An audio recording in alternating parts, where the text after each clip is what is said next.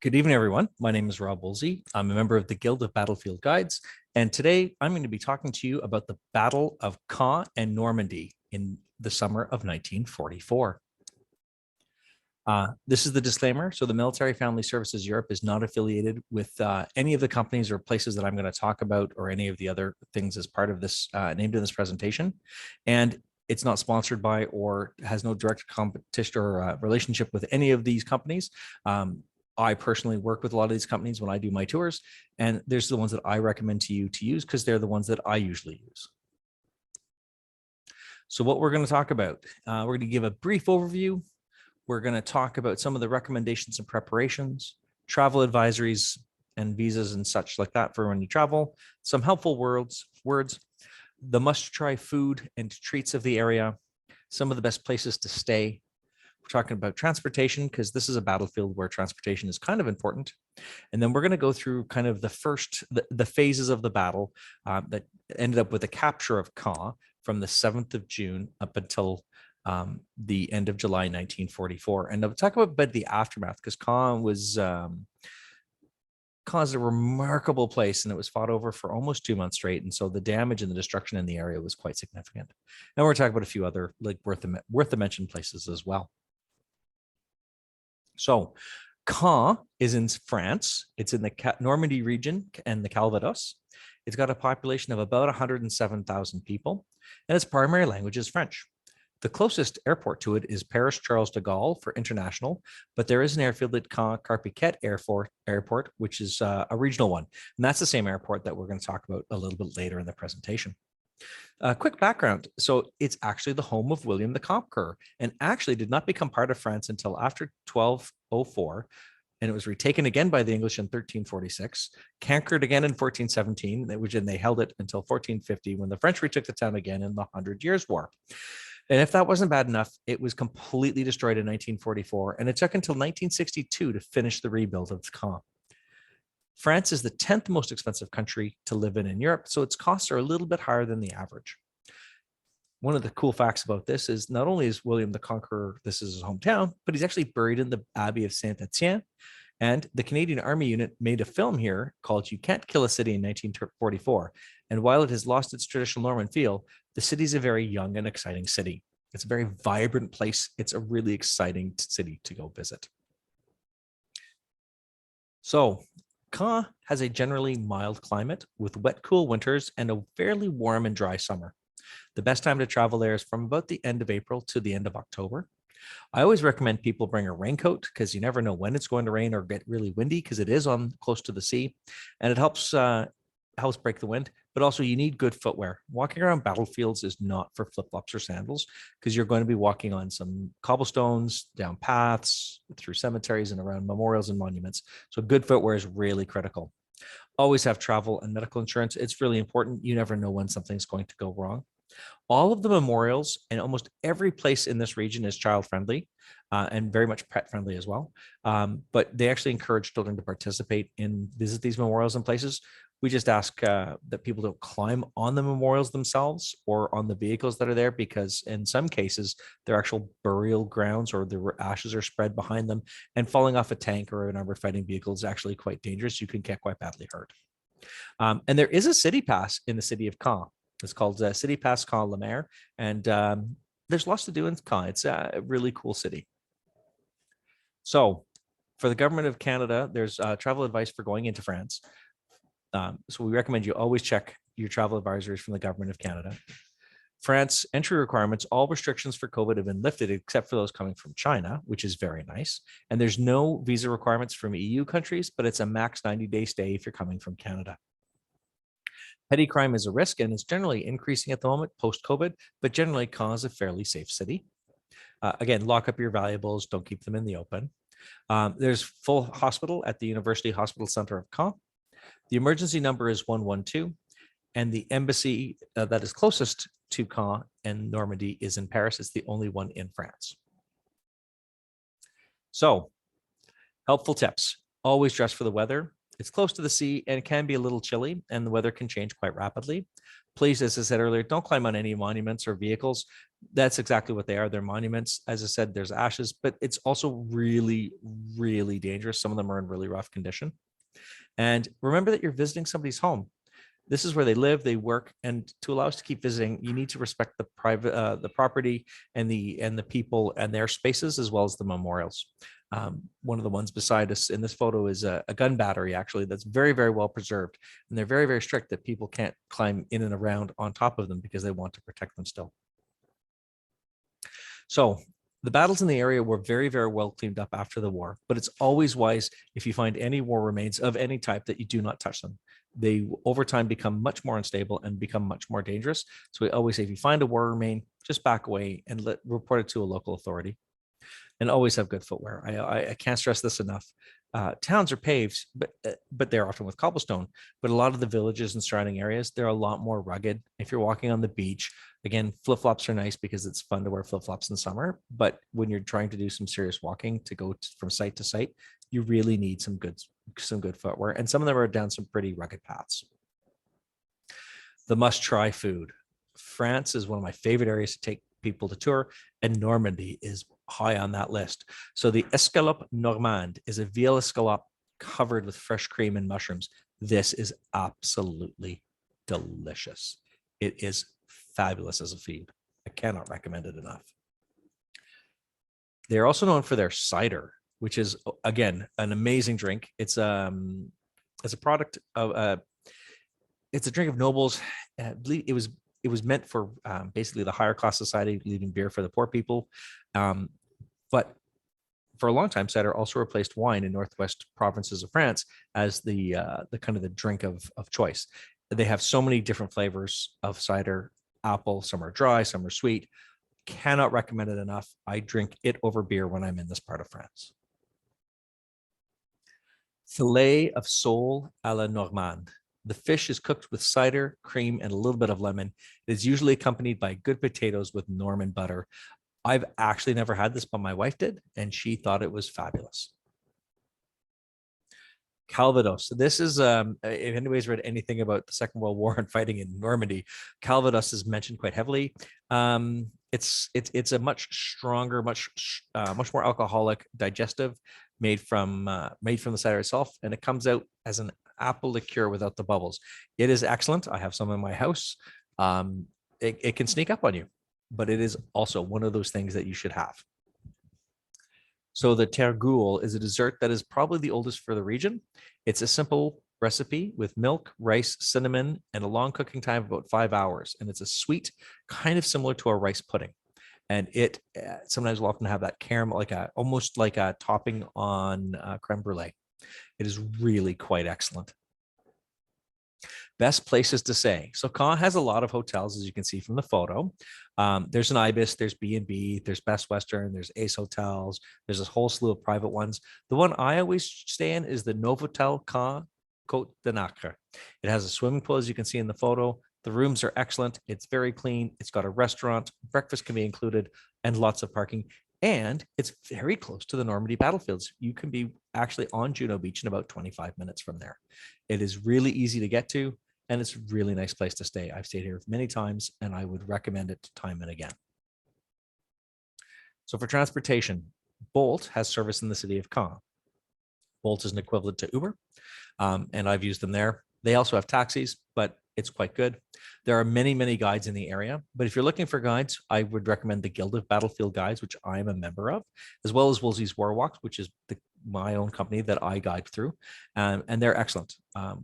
Both Guild of Battlefield Guides has a huge list of excellent guides, and I specialize in Canadian stuff, battlefields, First and Second World War, and I always love taking Canadians to these places because it tells their story. When you're in Europe, it's always good to travel with your international driver's license. A lot of countries require it to rent a vehicle in Europe. France, I believe, is one of them. So on to the good stuff. The Battle of Normandy. We're going to do an overview now. This is the map of kind of what it was supposed to be and what happened. So the JD objectives for the 3rd British Infantry Division was to land on Sword Beach and they were to advance inland as far as Caen and link up with the British 6th Airborne Division, which landed east of the Orne River and Caen Canal. The 3rd Canadian Division, their objective was to capture the Carpiquet airfield and reach the Caen-Bayeux railway line by nightfall. So basically, these two units were supposed to come in and basically pinch off Caen. That's not exactly what happened, unfortunately. The Allied advance on D-Day was much slower than I'd hoped, and the bombardment was much less destructive, and the Germans were much more stubborn in their defense. The D-Day results were that the 3rd Infantry Division, actually linked up with 6th Airborne, defeated the only German counterattack of the day launched by the 21st Panzer Division, but they were stopped about a mile short of Caen and did not link up with the 3rd Canadian Division. By the end of the first day, the 3rd Canadian Division has actually situated firmly on an objective line called Elm, which was short of their final D-Day objectives. The 9th Canadian Infantry Brigade was positioned a mere 3 miles from Caen, and it was the farthest inland made advance of any unit from their landing beaches. The 8th Infantry Brigade of the 3rd British Infantry Division, along with the 13th, 18th Hussars, had landed on the morning and advanced as fast and as hard as they could. But the strong resistance and an attack by 127 German tanks, traffic jams, terrain challenges, and problems on the beach caused all sorts of chaos for the Allies. So the first day was hard for the Allies, but the next day, the 7th of June, Operation Perch was launched. And this was an operation that lasted from the 7th to the 14th of June, 1944. So Operation Perch was meant to be a pincer attack against Caen by the British 30 Corps under the command of Lieutenant General George Bucknall from Gold Beach in the west and British 1st Corps under Lieutenant General John Crocker from Sword Beach in the east. From 1st Corps, the 51st Highland Division under Major General Charles Bullen Smith crossed the Orne River and attacked towards the village of Cagney, about 9.7 kilometers southeast. And from there, 30 Corps with the 7th Armoured Division, the infamous Desert Rats, crossed the Odin River and attacked towards a hill called Hill 112. There had been the idea that the 1st Airborne Division would possibly drop in between the two, but it was canceled as it was deemed way too risky. Between the 7th and 14th of June, the British and Canadian units worked to link their beaches together and finish reaching their D-Day objectives. It took until the 10th of June for the 7th Armored Division to move towards the village of Tilly-sur-Seulles, which they captured on the 11th, but were driven up by a massive counterattack by the Panzerlehr Division of the German Army. And even the assisting attacks by the 50th Northumbrian Division, which had come ashore, had bogged down. British 1st Corps had postponed their attack because of poor weather until the 12th of June, which also had slowed the landing of reinforcement divisions, and some German counterattacks also held them up. The attack went against the village of Brieville, but it was a failure as part of the 3rd Canadian Division under Major General Rod Keller attacked in support against the village of Le Messin-Patrie. The fighting lasted all day and the casualties on all sides were severe, but the Germans withdrew that evening, and the next morning, the attack was called off. The 12th of June had the 7th Armored again advancing towards the village of Villers-Bocage in the hope to get behind the German Panzerlehr Division and force them to withdraw or be destroyed. The slow redeployment into this attack meant that it was not until noon that day that it started, but within 4 hours, they advanced 19 kilometers unopposed. When they got to the town of Livry, the leading tanks were ambushed and it took 2 hours of hard fighting to clear the ambush. And then they were halted shortly for the night. The next morning at 5:30, the attack resumed, and by 8:30, they'd entered the village of Villers-Bocage, and one squadron of tanks moved through it and took a hill on the far side called Hill 213, the high ground east along the Caen Road. 9 a.m. that morning, things changed when suddenly 3 to 5 Tiger I tanks of the SS Heavy Panzer Battalion 101 engaged British tanks. One of the tanks entered Villers-Bocage and attacked the headquarters of the 4th County of London Yeomanry, a British armored unit, and hit the tanks entering the town from the west before they withdrew with a loss of 1 German Tiger tank. The British lost 14 tanks, both Sherman and Cromwell tanks, 2 anti-tank guns, and 15 soft-skin vehicles in the attack. While they attempted to secure the town again, The troops on Point 213 were cut off and a hastily assembled force failed to relieve them. The survivors on Point 213 were forced to surrender earlier that afternoon. The German Panzerlehr Division sent more troops to seal off Villers-Bocage, but they were ambushed by the British troops this time, who knocked out several tanks before being overrun. And then they entered the town, only to be ambushed again, this time by British Sherman and Sherman Firefly tanks, which took out more German vehicles. And then the infantry from both sides fought all afternoon, with artillery adding to the destruction of the village. By late in the day, the British began to withdraw west of the town under the cover of a heavy bombardment, which they were able to successfully complete. They held on throughout the night in face of heavy German counterattacks and harassing fire. The 14th of June, the move on Caen was canceled by General Montgomery due to the lack of forces sufficient to complete the goal, and 30 Corps was ordered to continue its advance, and 1st Corps was ordered to halt. At 10:15 on the morning of the 14th of June, the British 50th Northumbrian Division attacked towards the town of Liberare and Verise, and by 1:30 had taken these towns. The German moved Panther tanks into a counterattack, but the defenders knocked out 6, and they held on to the town. The fighting in the week after the landings showed that the British and the Canadians did not have enough men and equipment in place to take Caen. There's a monument to the 7th Armored Division in Villers-Bocage, and at Tilly-sur-Seulles War Cemetery is located close by with the fallen of the battle. So in the slide that you're seeing right now, there's British infantry advancing on the 7th of June. They're actually moving on the advance towards Villers-Bocage. And the one right beside it is 7th Armored Division actually landing its tanks. That's a Cromwell tank in the lead on the 7th of June. The picture on the bottom left-hand corner is some of the destruction of one of the anti-tank guns and some of the support vehicles of the 4th County of London Yeomanry Regiment that were hammered. And one of the tanks that was part of that is the one that's beside it. It was knocked out. This battle is infamous because it involved a man named Michael Wittmann, a German Tiger tank commander of the SS, who fought in this battle and had claimed responsibility for this unbelievable rampage. And some people have idolized him as this tank expert. He had 2 tanks shot out of him on that day alone. Of the Tiger tanks that were engaged in Normandy, there was 136 of them, and they lost every single one of them in the Battle of Normandy. And they only ever produced 1,300. So it was quite a significant loss. Operation Epsom. The next phase for the Battle of Caen was a multi-operation battle under the overall heading of Operation Epsom. It lasted from the 26th to the 30th of June, 1944. The first operation, Martlet, began on the 25th of June by the British 49th West Riding Division, which was a preliminary action to take the town of Roré, Vendez, Giverny, and then secure the flank of the British 13th Corps under Major General Richard O'Connor of the Desert Force fame. And then that would lead into Operation Epsom, which was going to be led by the 15th Scottish Division. While it started strong, German resistance prevented the 49th Division from capturing its objectives in Martlet. From the beginning, Epsom was hampered by poor weather, as rain had made the ground boggy and wet, and the equally poor weather over the United Kingdom had resulted in the bombing mission supporting the attack having to be called off.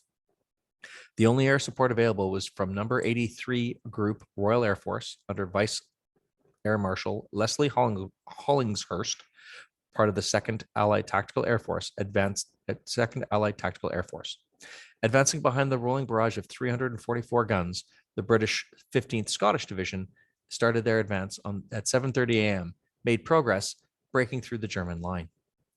The 27th of June, the Germans believed that they had halted the British advance and ordered a counterattack. They attacked with 80 tanks, only to be hammered by the artillery and then stumbled into the British 49th West Riding Division's anti-tank gun screen, which had just resumed their advance as part of their operations as Martlet. The town of Roré fell to the 49th at 4 p.m. that day after heavy fighting against the 12th SS Panzer Division, the infamous Hitlerjugend.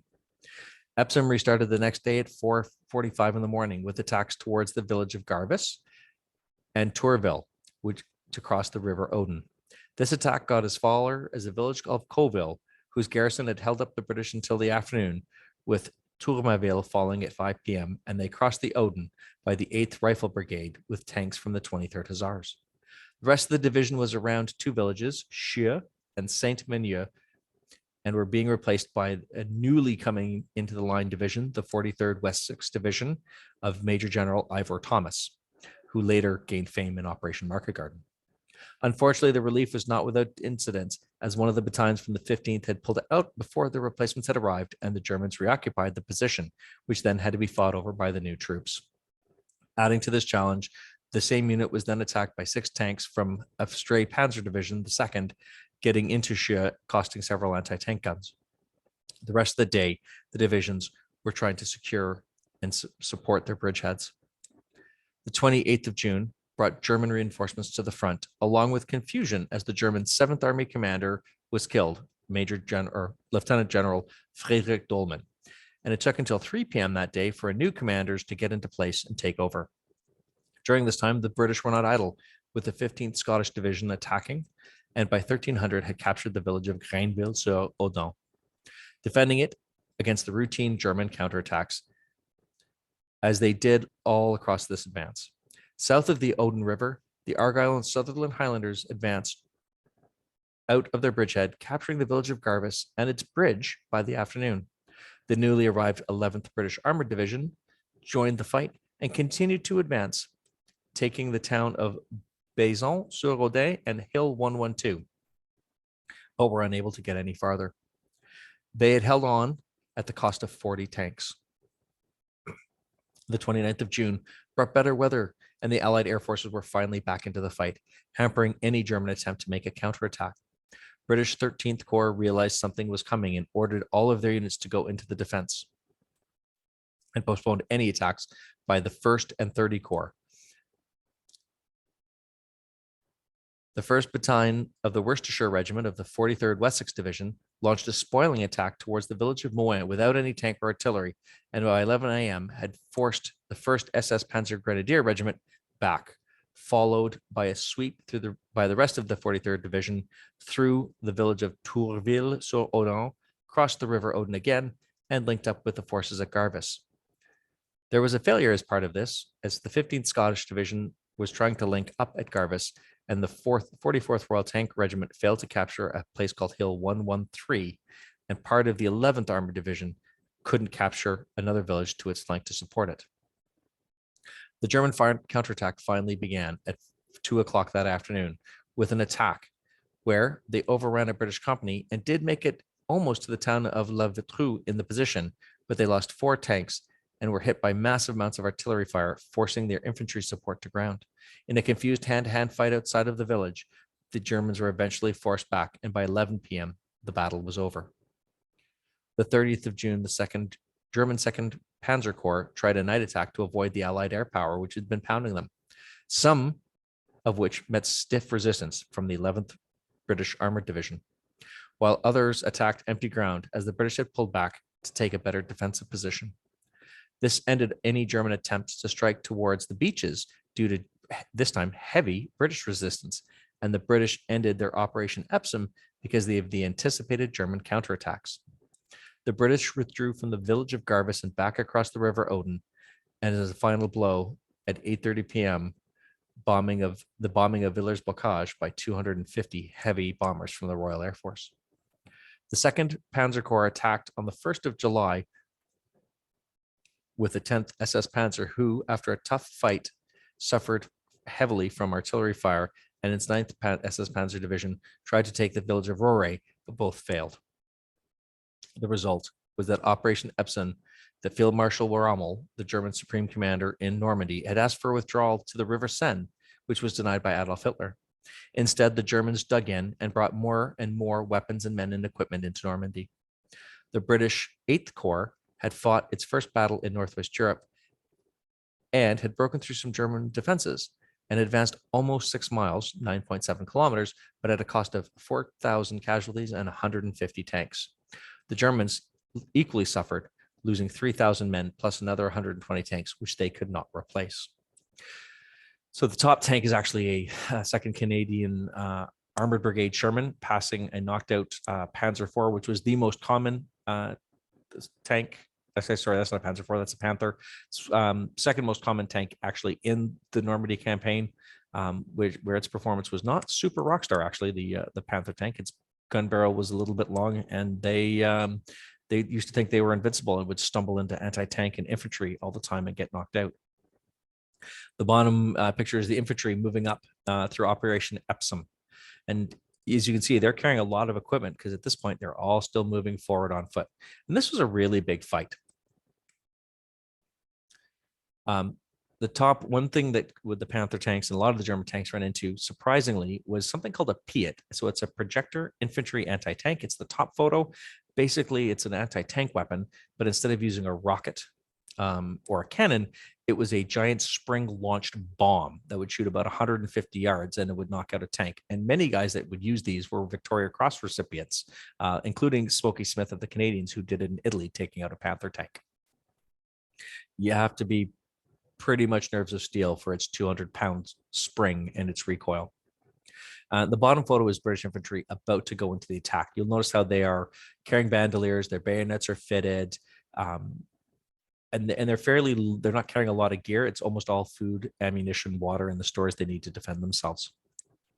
This was a really tough fight for the Brits. Operation Windsor. This is the hangars at Carpiquet Airfield. And this is where the Canadians really had a tough fight. Operation Windsor took place from the 4th and 5th of July, 1944, carried out by the 3rd Canadian Infantry Division. Operation Windsor was an attack to capture the village of Carpiquet and its airfield, and was planned to happen in the later stage of Epsom, but had to be postponed.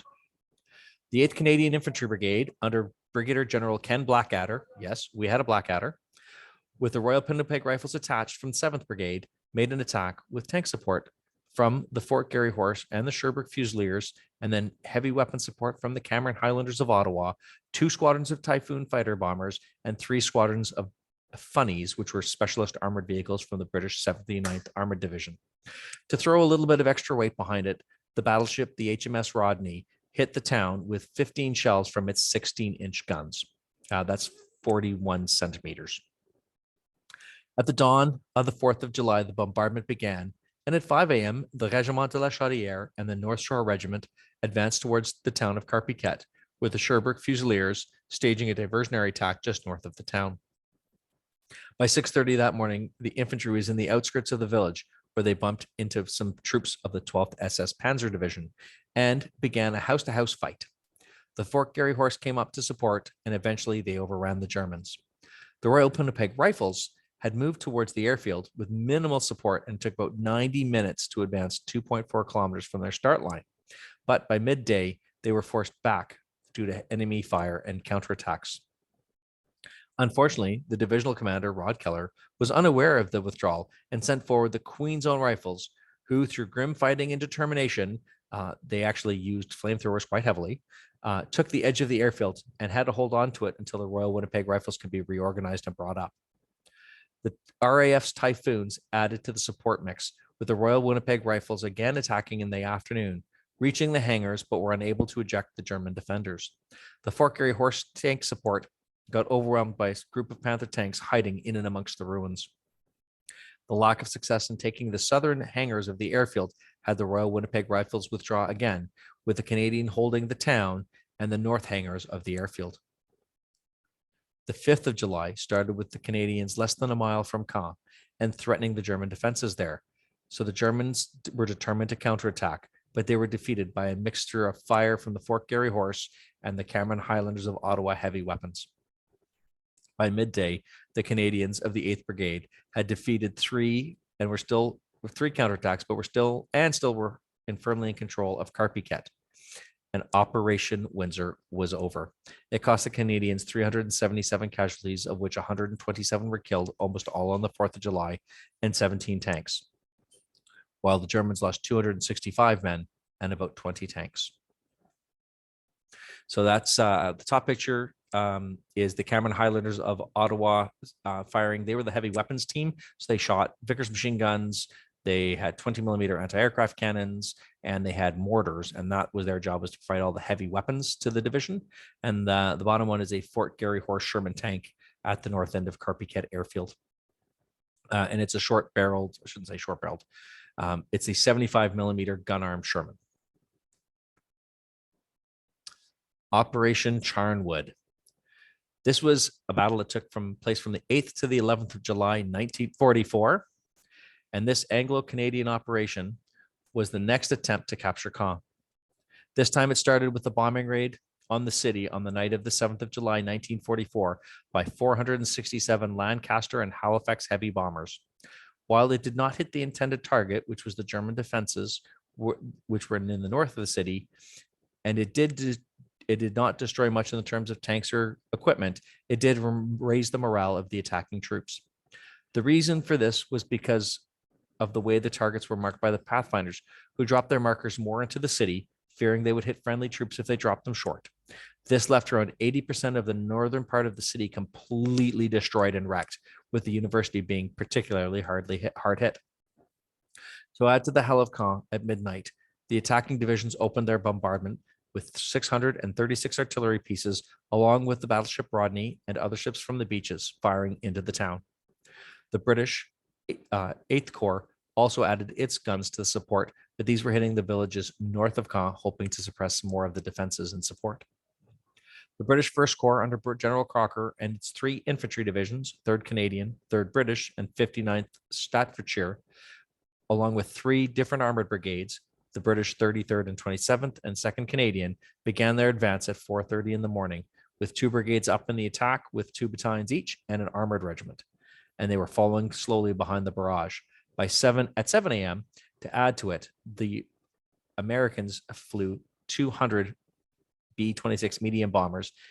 They came over the target, but only 87% were able to drop due to the damage and the clouds. The 9th Canadian Brigade, with the Fort Garry Horse in support, fought at the town of Buron, which was captured at noon with a 60% casualty rate. But south of the town, a counterattack by the 12th SS Panzer Regiment was defeated by anti-tank guns brought up to consolidate the town. 13 tanks were lost to German tanks were lost to 4 Canadian anti-tank guns.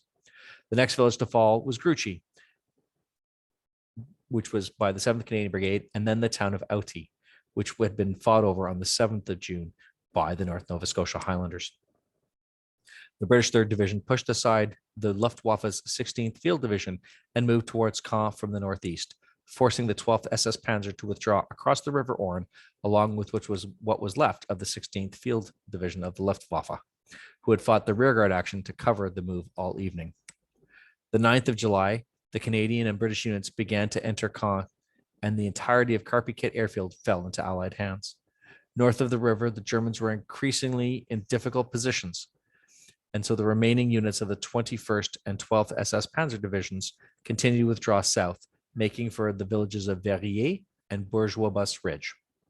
At noon on the 9th, the 3rd Division reached the north bank of the River Orne, finishing off what was left of the 16th Luftwaffe Field Division.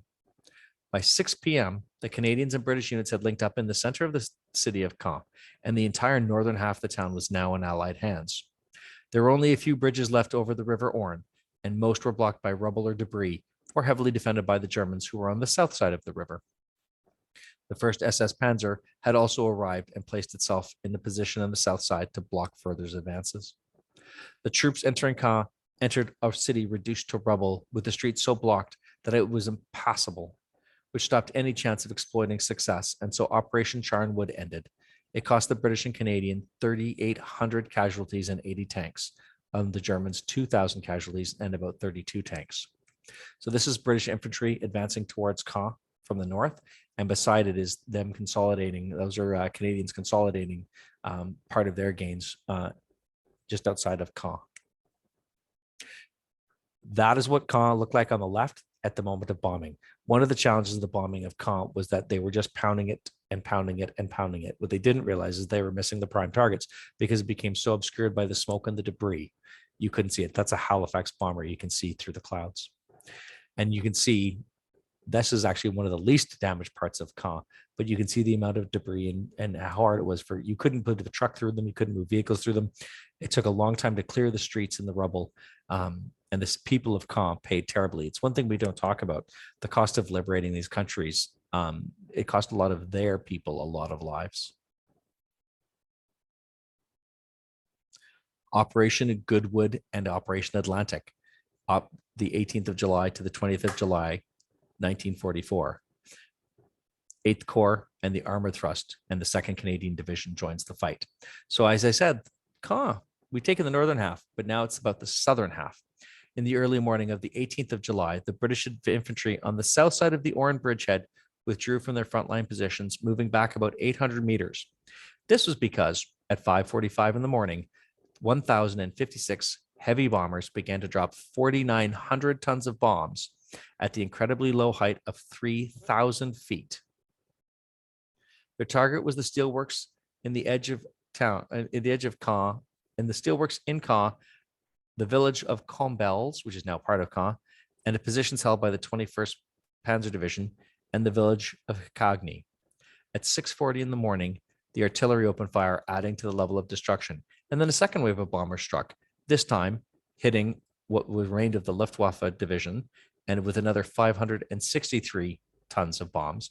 And then fighter bombers swept in to hammer German artillery and known strong points. While this all happened, the British 11th Armored Division moved into position and started their attack at 7:45 in the morning. This bombardment was only partially successful.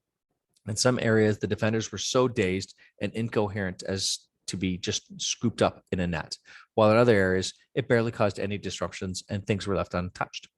The British 29th Armored Division, moving against the remains of the 16th Luftwaffe Division, gathered up its prisoners, but they struggled to keep up with their barrage and actually didn't hit their objective.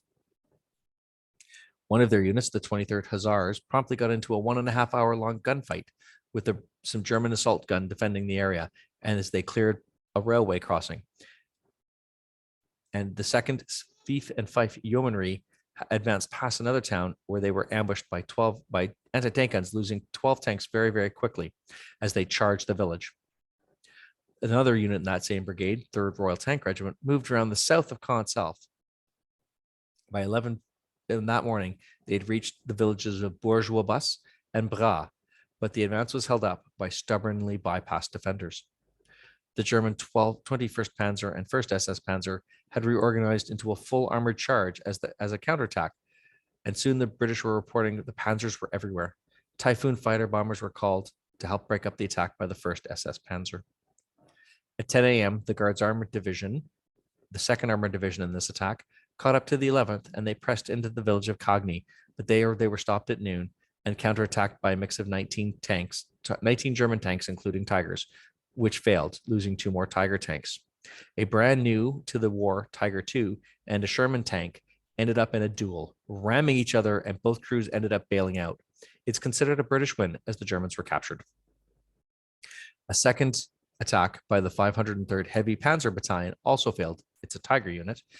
And finally, the Guards Armored Division captured Cagny, finding it abandoned as the Germans had been able to pull out, but they were unable to go any further outside of the town due to resistance. The last Armored Division, as part of this smashing thrust, was the 7th, which never even got into action on the first day. In total, Operation Goodwood was an expensive tank battle, costing the 11th Guards Armored Division 127 tanks and the Guards Armored Division 45 tanks of 244 that started that day. The Germans lost equally bad. They lost 100 tanks, including several Tiger I and Tiger II. The fighting continued along the line for the next 2 days with little progress on either side, and so the British called off their attack and began replacing their armored divisions with infantry ones.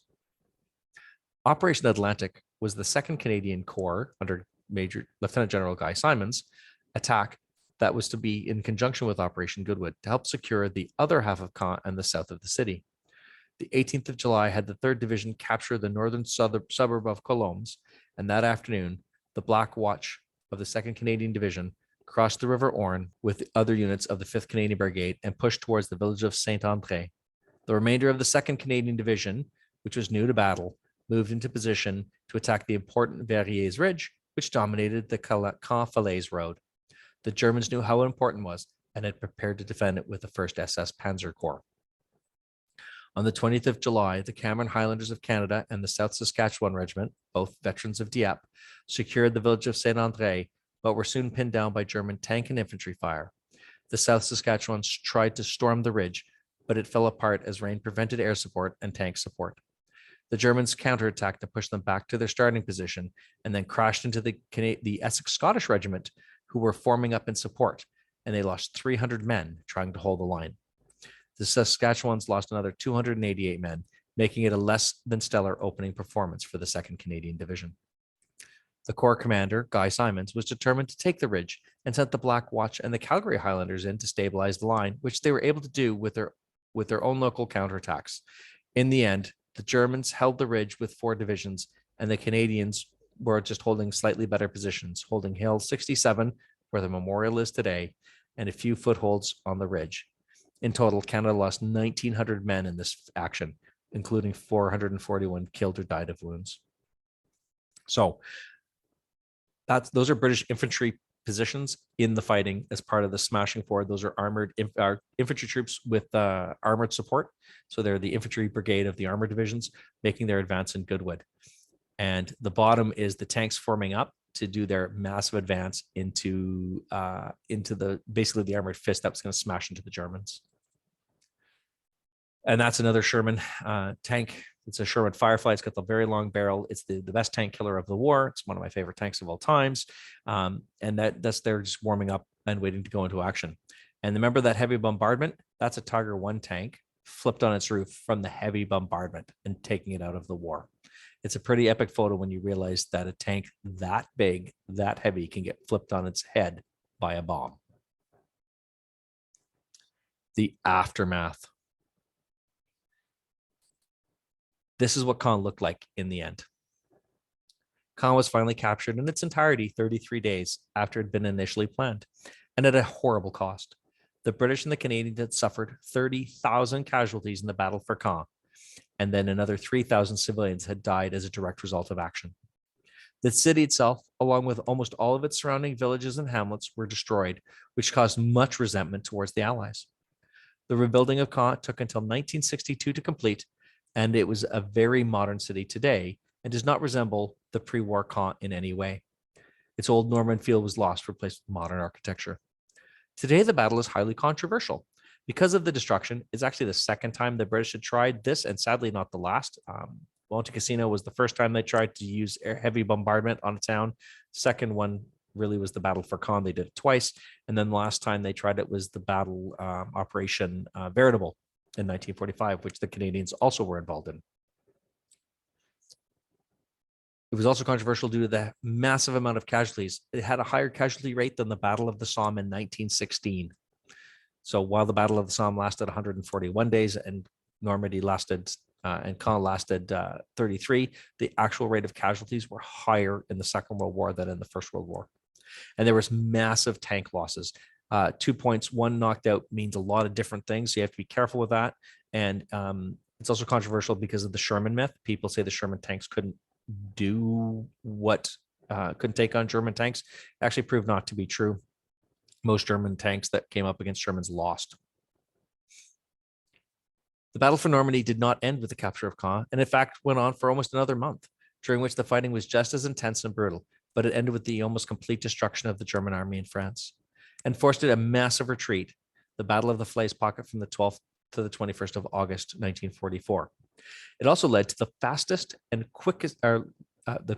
armored advance in history, when the British Army went from Normandy all the way to the Dutch border in about 2 weeks. People talk about other armored advances being big and glorious and hard charging. The British actually advanced the furthest, the fastest in history until, I believe, the first Gulf War. It was this advance. So you can see, this is what Caen looked like. It was smashed to oblivion. Worth a mention. The Caen Memorial, Caen and its surrounding villages have memorials and cemeteries to visit. The main one, of course, is the Memorial to Caen in this northern suburb of the city, and it was once the location of a German bunker called a blockhouse and is dedicated to the remembrance of the Second World War. It was opened in 1988, and it's quite a remarkable place to go visit. The other interesting place to visit is the castle of William the Conqueror, King of England from 1066 until his death in 1087, and the abbey which he's buried, which somehow survived the battle almost unscratched and almost undamaged, the Abbey aux Hommes. I hope you enjoyed it. It was a very long, brutal battle, and to visit it, it takes a long time. but there are many, many Canadian actions as part of the battle for Caen and British actions that you can trip over almost every village in this part of Normandy, and there's a memorial somewhere. Thank you very much.